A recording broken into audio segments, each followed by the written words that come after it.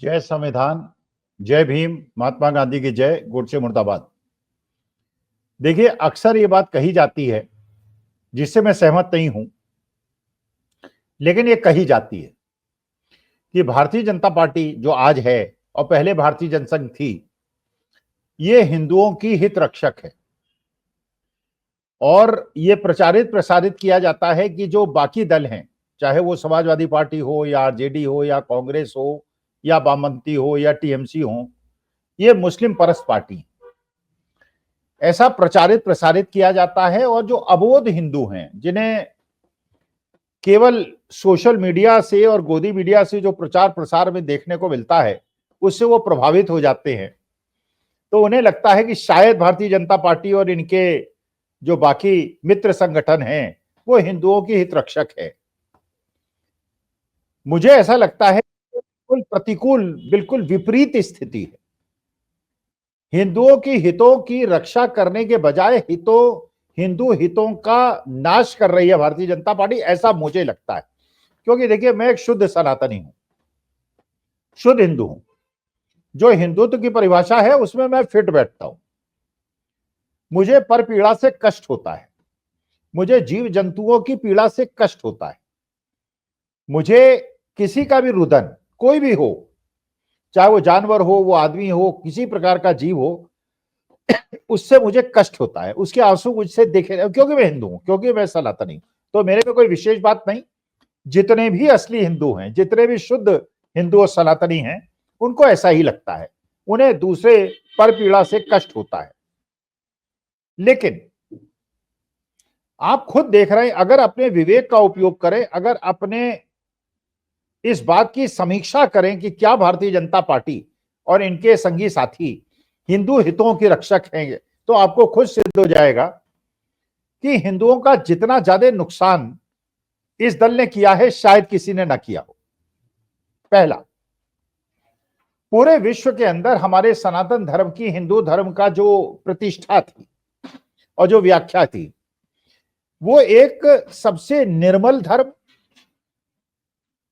सन्यासी रूप, त्यागने वाला धर्म, बिल्कुल एक प्रकार से योग स्थिति में पहुंच जाने वाला धर्म, जो सांसारिकता से दूर ले जाता है अपने को, वो धर्म के रूप में हिंदू धर्म और सनातन धर्म की प्रतिष्ठा थी। अब मैं तो काशी हिंदू विश्वविद्यालय का पढ़ा हूं, बनारस का पढ़ा हूं, मैंने तो गंगा को बड़े नजदीक से जिया है और बचपन मेरा पूरा प्रयाग में राज में बीता है, तो वहां भी मैंने गंगा को जिया है।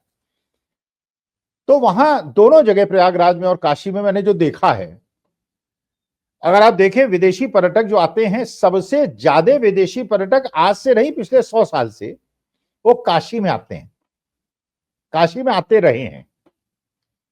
ताजमहल देखने आगरा आते हैं, गोल्डन ट्रायंगल में आते हैं, दिल्ली, जयपुर, आगरा और काशी जाते हैं। काशी वो इसलिए नहीं जाता कि उन्हें बड़ी बड़ी सड़कें देखनी है, काशी इसलिए नहीं जाते कि उनको 5 स्टार होटल देखने हैं, क्योंकि वो उनके देश में बहुत सारे हैं। उनको हमारे आत्म देखना है। हमारे देश का जो हिंदू धर्म का प्रतीक है, वो काशी के अंदर ऐसे लोगों को देखना है जिन्होंने सारे जीवन के सब सुखों को त्याग कर सन्यास का रूप शहर के बीच में बैठ के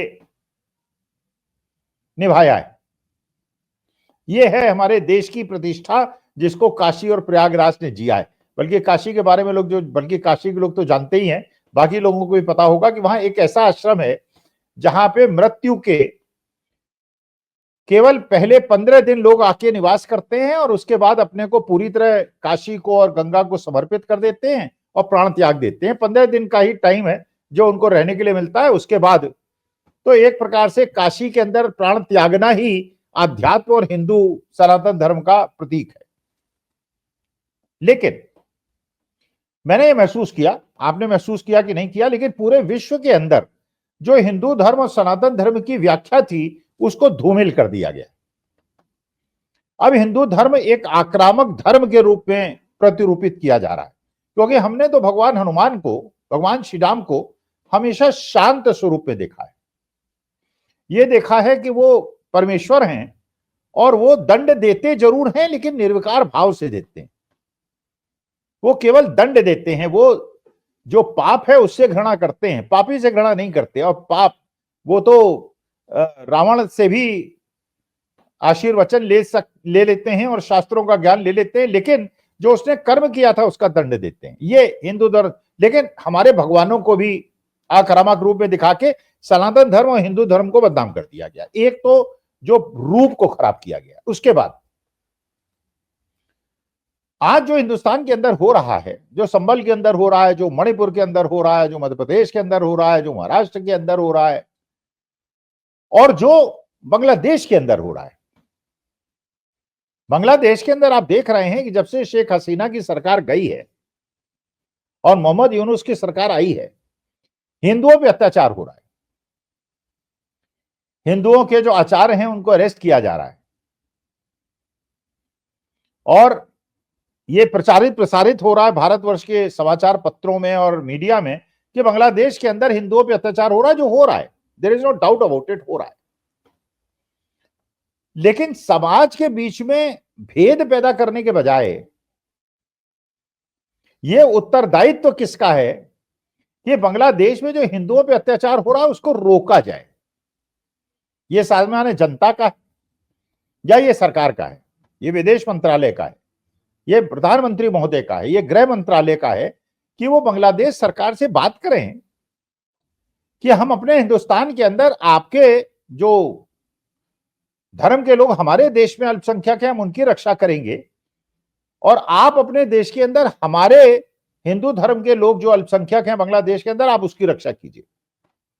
लेकिन उसको करने के बजाय अपने देश के अंदर अगर आप संभल दिखाते हैं और मणिपुर दिखाते हैं, और उसके प्रतिक्रिया स्वरूप अगर बांग्लादेश के अंदर हिंदुओं पे अत्याचार होता है और आप उसको रोकने के लिए कोई प्रयास नहीं करते, आप सरकार से कोई वार्ता नहीं करते, तो कैसे हिंदू धर्म के रक्षक हैं आप? भाई देखिए, ये तो बिल्कुल मानी बात है कि जब हिंदुस्तान का बंटवारा हुआ तो वेस्ट पाकिस्तान, ईस्ट पाकिस्तान बने। वेस्ट पाकिस्तान बड़ा भाग था, कंट्रोल करता था, ईस्ट पाकिस्तान छोटा भाग था, और वेस्ट पाकिस्तान के लोग ईस्ट पाकिस्तान वालों पे अत्याचार करते थे। इंदिरा जी का जमाना था, इंदिरा जी ने मौके से नहीं चूकी और उन्होंने बांग्लादेश के अंदर शक्ति वाहिनी, मुक्ति वाहिनी नाम से अपने जो भी किया आपको पता ही है, मैं क्यों बताऊं। और उसके बाद उन्होंने बांग्लादेश को पाकिस्तान से अलग कर दिया और एक बांग्लादेश एक अलग धुरी बन के पैदा हो गया जो वेस्ट पाकिस्तान को चैलेंज करता था, भारत का मित्र बन गया। यह चला 40-50 साल चला। अचानक 10 साल पहले माननीय मोदी जी की सरकार आई और ये जब शेख हसीना जो हमारे देश की मित्र थी उनका तख्ता पलट हुआ, भारत ने कोई हस्तक्षेप नहीं किया। शेख हसीना भाग के जब विदेश में किसी देश ने उनको शरण नहीं दी, भारतवर्ष ने शरण दे दी, और आज हिंदुओं पे बांग्लादेश के अंदर अत्याचार हो रहा है। अगर इंदिरा जी इस समय होती तो क्या करती? अगर लाल बहादुर शास्त्री देश के प्रधानमंत्री होते तो क्या करते? क्या इंदिरा जी ऐसे ही शांत होकर बैठ जाती?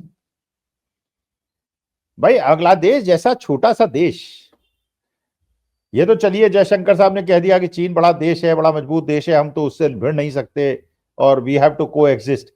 तो भैया ये तो बांग्लादेश तो बहुत ही छोटा देश है, ये तो बहुत ही कमजोर देश है। हाँ, ये बात सही है कि जो देश विकास की गति से आगे बढ़ रहा था और जिसकी जीडीपी अच्छी चल रही थी, आज वो भी धार्मिक विद्वेष में फंस गया और उसका भी सारा विकास के रथ रुक गए। जैसे हमारे भारतवर्ष के अंदर भी धार्मिक विद्वेष की वजह से जीडीपी जो 7-7.5% की होनी चाहिए थी 5.4% पे आ गई, लोन बढ़ गए और जीडीपी कम हो गई। लेकिन हमारी सरकार हिंदुओं पे हो रहे बांग्लादेश के अंदर अत्याचार को रोकने के लिए क्या कर रही, और इसके बावजूद कहती है कि हम हिंदुओं के हित रक्षक हैं। चलिए, ये तो बात हुई बांग्लादेश की। अगर इंदिरा जी और लाल बहादुर शास्त्री होते तो क्या करते? आपको पता है 65 में क्या किया था और 71 में क्या किया था। अच्छा, हिंदुस्तान के अंदर जहां बहुसंख्यक हिंदू हैं, 80% से ऊपर हिंदू हैं, अगर उस देश के अंदर रोजगार नहीं मिल रहे हैं, अगर बेरोजगारी है, अगर महंगाई है,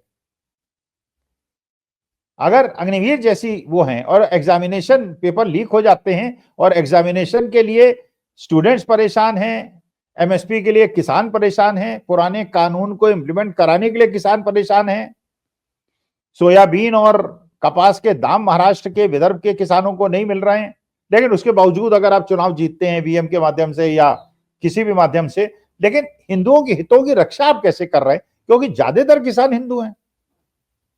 जो 13 महीने किसान बैठे थे वो सिख थे या हिंदू थे। जो व्यापारी आज ई मार्केटिंग कंपनियों से परेशान है उसमें भी 90% हिंदू हैं। जो अग्निवीर से परेशान है उसमें भी 95% हिंदू हैं। जो पेपर लीक होने से और एक नौकरी न मिलने से परेशान है वो भी 95% हिंदू है। तो आप हिंदू हिंद रक्षक कैसे हो गए अगर हिंदुओं के हितों की रक्षा भारतवर्ष के अंदर भी नहीं कर पा रहे हैं।